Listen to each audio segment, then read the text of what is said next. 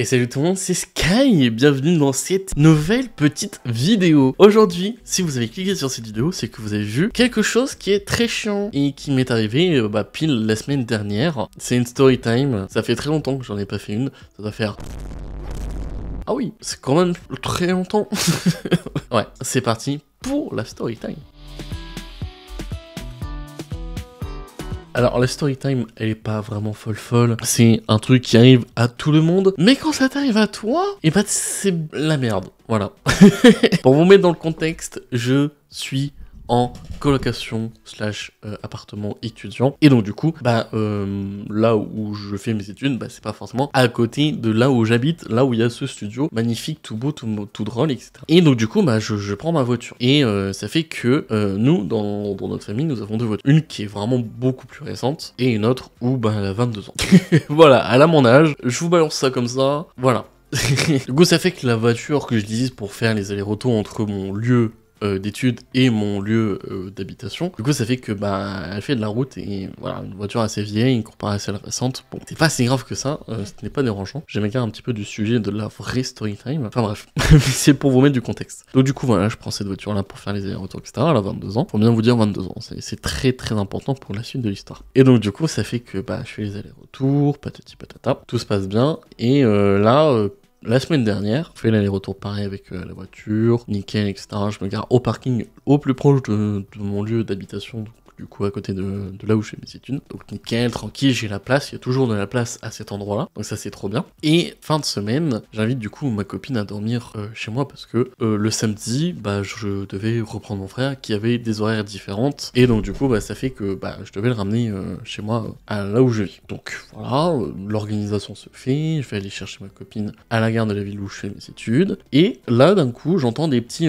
pouc, pouc, pouc, pouc, pouc, pouc, pouc. Comme s'il y avait genre une pierre qui était coincée dans la roue ou un truc qui n'était pas censé être là, mais qui n'était pas vraiment très dérangeant. Et pareil, au niveau de la conduite, je sentais rien d'anormal par rapport à tout ça. Donc voilà, je fais l'aller-retour, je récupère la gare, je reviens chez moi, je vérifie le pneu et rien. Pas de vis, pas de petits cailloux, pas de petits trucs qui pourraient être très gênants par rapport à l'utilisation de la voiture. Donc voilà, je me dis, tant pis, c'est pas si grave que ça. J'ai peut-être roulé dans un caillou, il s'est coincé dedans, et voilà, c'est ce qui fait le poc poc poc poc. Puis après, la voiture, elle a 22 ans, donc bon, j'entends tellement de bruit que je me dis, c'est tellement pas grave. Voilà.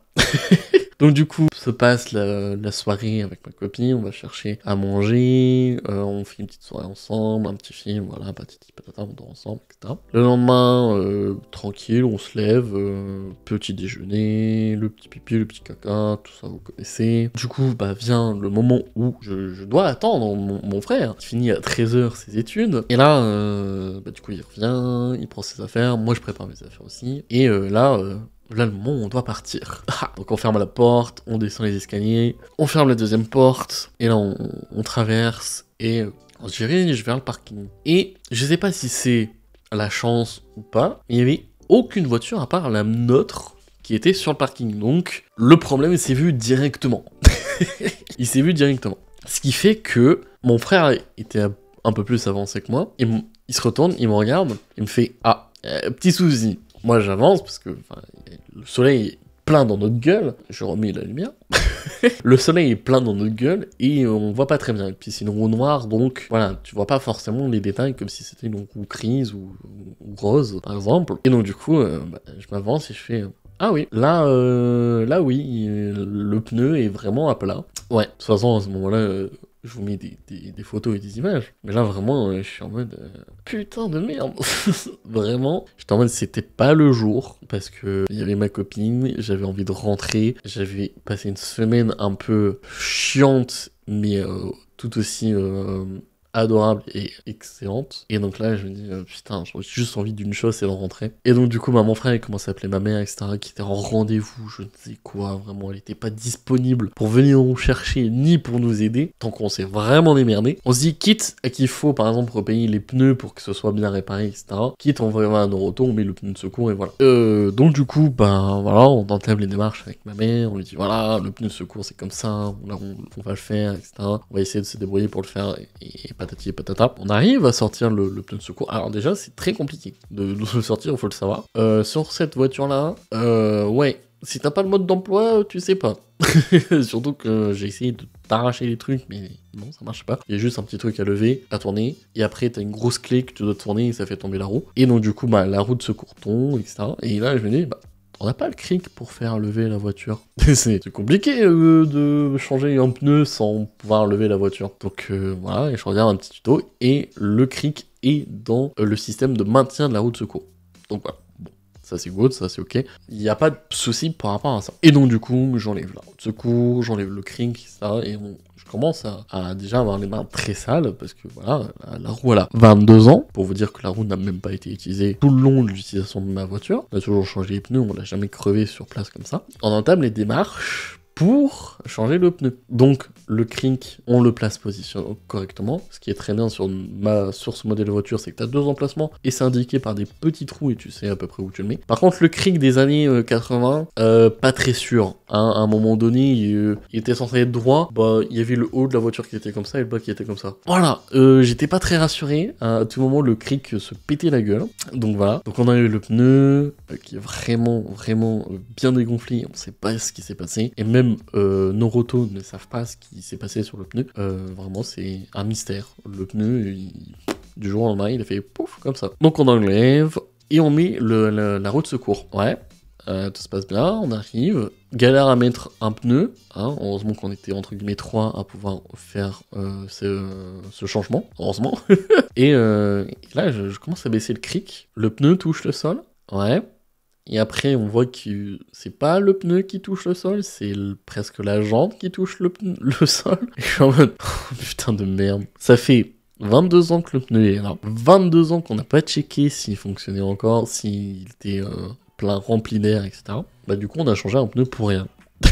Voilà, on a changé un pneu pour rien. Et bon, au moins on avait les roues de secours, on n'abîmait pas la roue originale avec la jante, etc. Bah du coup, on peut pas rentrer.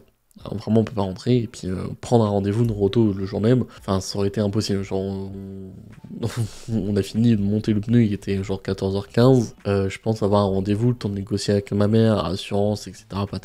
patata. Alors on n'avait pas le rendez-vous avant mardi. Donc du coup, on a quand même réussi à avoir le rendez-vous lundi soir. Donc du coup, dès qu'on a fini les cours, mon frère était allé acheter à Action une pompe pour regonfler le pneu de secours. Et moi, dès que je finissais, direct, hop, on était allé à Noroto pour changer les pneus. Il y avait des routes à 70, oh, j'étais à 30, voire 40 maximum. Voilà. J'ai même hésité à mettre les feux de détresse pour dire attention, je suis quand même un conducteur, enfin, qui a un problème sur mon véhicule et pas forcément que je suis un conducteur malade, crazy, tu vois. Donc du coup, on a quand même réussi à avoir le rendez-vous. On est allé, du coup, le lundi soir. Ils nous ont changé les pneus et ils ne savent pas du tout ce qui s'est vraiment passé sur ce pneu. Et ce qui est très bizarre. Et on en a eu pour presque 200 balles. C'est normal, hein, c'est un changement de pneus, etc. Donc, mais ouais, j'aurais préféré ne pas avoir ce véhicule et rentrer directement chez moi, tranquillement me poser et pouvoir peut-être faire une vidéo correctement. Et enfin, juste être posé de la semaine que j'ai eu et pouvoir peut-être jouer. Non, j'ai dû attendre une semaine de plus. Bah oui, parce que j'étais bloqué à l'endroit où je faisais mes études. Bon, c'était pas dérangeant sur l'autoroute, ça aurait été très chiant, mais là au moins j'avais ma petite pièce, on avait à manger entre guillemets et on avait un toit. Bon, c'est déjà pas mal, mais ça aurait été bien d'être cocooning chez soi, tranquillou bilou et rentrer après une semaine compliquée. Donc les amis, c'était Sky, merci d'avoir suivi, merci d'avoir écouté cette vidéo. Si vous avez fait autre chose à côté, c'est le but aussi des storytime, c'est que bah, vous écoutez peut-être à côté en faisant quelque chose. Et voilà, sur ce les amis, c'est Sky, on se retrouve dimanche prochain pour une prochaine vidéo. Surtout, voyez toujours en rêve. Je rêvais d'une vie normale sans obligation. Malgré toutes ces épreuves, je suis resté passionné. Je voudrais avancer normal sans obstination. Je me suis fait emporter, je crois que j'ai failli à ma mission. Et je sais que je t'ai déçu, mais j'ai fait de mon mieux. Mais j'ai failli à ma mission.